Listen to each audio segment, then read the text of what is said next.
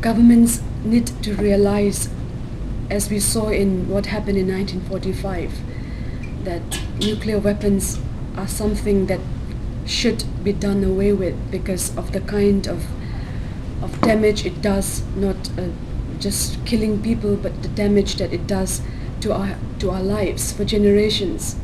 You must be aware of the fear of a nuclear winter. You must be aware that it's only cockroaches who will survive. And a nuclear kind of, if the earth is engulfed by that, we grow up with that sense of fear of a nuclear winter, of a survival chances of even all human species who might be activating one somewhere. So governments have to realize that indeed these are weapons of mass destruction. And governments should feel morally responsible to do away with it, precisely because what good it does to any humankind. It does not do good to anyone. And why should we retain such a weapon which does no good to this earth, to ourselves? And I, as a civil society person from India, I appeal just not to my government of India, who is now hell-bent on being a nuclear power by testing, doing nuclear tests in the early 2001 and onwards, that it is futile. My country does not need nuclear weapons.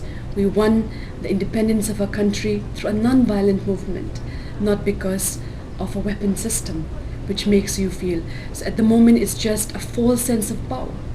A nuclear weapon gives you a false sense of power. The greatest security that you can give to your country is the security of the people. And the security which a country may claim to give by nuclear weapons or any kinds of conventional weapons should be shamed upon. And it's time that young people lead this movement, because as I mentioned, disarmament as a word is said to be dead. People have told me that disarmament is dead, and when we talk about disarmament, I refer to nuclear disarmament. And many people have teased me saying it's a dead thing, why are you still working on it? I think that is more precisely the reason why we should now renew this work with a greater commitment before we lose our mind, our civilization, and this one earth that we all have.